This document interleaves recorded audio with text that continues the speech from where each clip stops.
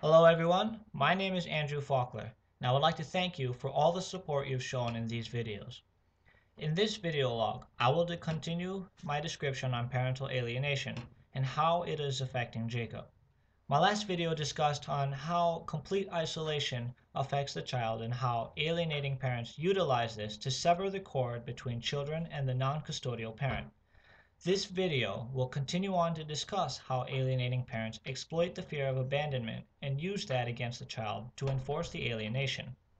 Of course, if you would like to know more information, I would suggest watching my other videos, Parental Alienation Parts 1 and 2, and even watch my introductory video titled Andrew's Introduction, in which I give an overview on our cause. Feel free to use any of our content to your discretion, and I hope this video and my other videos help shed light on the matter. Once again, this video and others are my personal experiences, so I cannot guarantee these circumstances apply to other children in similar situations. Now, the second technique I mentioned in my last couple videos was the exploitation of the fear of abandonment. So the fear of abandonment is a common development after a divorce. A child begins to think beyond his or her limitations and begins to think like an adult. Now, this can be both good and bad, but regarding the bad side, a child's fear of abandonment arises from the thoughts like, maybe the divorce is my fault, or maybe if I did something else right, it never would have happened. No child wants to see his or her parents split apart. So naturally, if a husband and wife walk away from each other, who is to say that if the relationship goes sour, the mother or father won't walk away from the child? And that is the realization the divorce creates for the child. It's a huge punch to the stomach where they realize life is not a bed of roses, and if they screw up, they can lose people they love, and that is a very terrifying attitude to put into a child's mind. So, tying into my last video, isolation is used to strengthen the fear of abandonment. By cutting the non-custodial parent out, the alienating parent has the full ability to say, see, they don't care about you, they left you, they don't love you, they abandon you. By using isolation, the fear of abandonment shoots up because the alienating parent is not only embedding the attitude that making a mistake can cause the loss of a loved one, the alienating parent is turning it into a painful reality. So, how does the alienating parent fully exploit the fear of abandonment? Well, there are two ways I've come to notice this, and that is through threats to the child and degradation. So, starting off with threats to the child, alienating parents use specific threats to provoke the fear of abandonment. One of the first common threats is, do you want me to leave you? Several times when I was younger, whenever I got in trouble, Gloria would use this kind of threat to attack us whenever she was upset. This threat came in many forms. The most common one was she would say, maybe if I'm dead and gone, then you would understand. So take a moment to process that. She is saying, if I died, you would never get a second chance to redeem yourself. You would never feel the face of love, and you would feel guilt and shame for the rest of your life. So, on top of that, given that Gloria alienated William and I from our mother, she is saying, you will lose your second mother, implying the idea that you are blowing your second chance away. Several times in my past, Gloria has used this threat in the form of, maybe I should pack my bags and go, leave you and never come back. And like I stated before, the threat of saying, do you want me to walk away and leave you, translates to, I have the power to abandon you like your non-custodial parent did, even though that is done through isolation by the alienating parent. The next threat used is, do you want me to send you to the non-custodial parent? And to be very honest, this threat plagued my younger years. Whenever I was in trouble, Gloria would say something like, why don't I send you off to your mother? That way you can lie and cheat and steal together. She can teach you all sorts of tricks to turn you into someone just like her.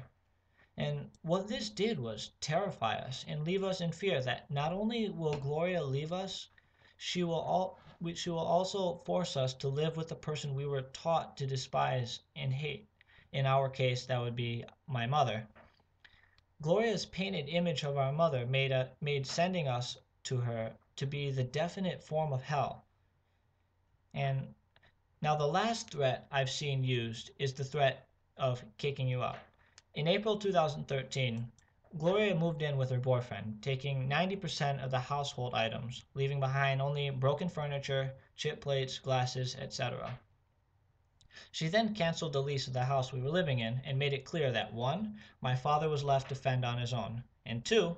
William and I would need to work to support her or else we will be kicked out of the house. And what we can see here is she is demonstrating that she has the power to kick Dad out of the house, and she's not afraid to do the same with William and I if we did not comply with her wishes. Now, aside from the obvious trauma that would ensue afterwards, William and I knew we were on thin ice. The action of kicking our father out of the house and telling us we were at risk of the same condemnation was a clear sign we were not her children, but we were her robots. And that is how the fear of abandonment is exploited through threats. The other means of exploiting fear of abandonment is through degradation. The alienating parent creates a sense of omnipotence and makes it clear to the child he or she knows all that happens and will act accordingly. The first thing the alienating parent does is reduce privacy levels. By reducing the level of privacy, the alienating parent is reducing the status of the child all the way down to slave. And if I were to tell you how many times Gloria would suggest writing a diary to me and William, only to have the entries read out to us during her anger outbursts, this video would definitely be lengthened by another 5 minutes. Afterwards, the alienating parent demonstrates the ability to cast away the child like a rag doll. This is especially true in the portion of the video where I discuss the threats. The alienating parent creates a sense of, you are worthless without me, and no one will love you like I do. And what this implies is the love is conditional versus unconditional. It also implies the message, you are not worth loving, but I do it anyway. So to stop loving you makes no difference to me, so watch out. The last means of degradation is to crush the hopes of the child through crushing outside supporters. To give you an example, last year I had several friends who I would ask to meet Jacob after school, and I would call them, and in that way my brother, my father, and I would be able to talk to Jacob. It was a well-planned, did not have very many flaws, and it ensured Jacob would not get in trouble because it was very difficult to get caught. But of course, Murphy's Law states the worst thing will happen at the worst possible time, and somehow Gloria found out about this plan. I had only successfully talked to Jacob once, and the second time I tried, what happened was Jacob ran away from my friends. All 4 people I had stationed that day to help me out were very clear. Jacob was terrified. Jacob refused to talk to us even though I was on speakerphone trying to reach out to him, and my night ended with him running back inside the school. A few days after I found out, Gloria called the police on all of my friends for harassment. Fortunately, we ensured nothing happened to our friends, but having said that, calling the police was just yet another demonstration of her omnipotence and ability to crush her enemies. Now, tying this all back to Jacob, initially after my father, my brother, and I left Singapore, Jacob wanted to talk to us. The day before we left, which was May 22nd of 2013, Jacob, William, and I played Dungeons and Dragons for over 5 hours. And what that means is when Jacob came to spend time with us the night before the night we planned to leave, from about 2:30 p.m. to 7:30 p.m., he spent his time with his brothers and his father. Jacob knew we were going to leave. We told him that it would be best if he did not know when. We told him it would be a hard journey and that we would always fight for him. And the last thing I told Jacob was, I will see you later. And then we left. Afterwards, we knew how Jacob would slowly be pressured not to talk to us. In the beginning, we were told he spoke well of us, even through Gloria and her daughter Ruth and her son-in-law Matthew were talking down on us. In the first few months, we tried calling Gloria's phone, but she rarely answered, only to yell at us instead of allowing us to talk to him. So we tried contacting Jake through the school. Unfortunately, Jacob's school refused to acknowledge the abuse Jacob was undergoing, And so Gloria inevitably found out and threatened the school. I can tell you right now, we were fortunate enough to talk to Jacob for an hour and a half after one of his school days. And I can also tell you that only happened once.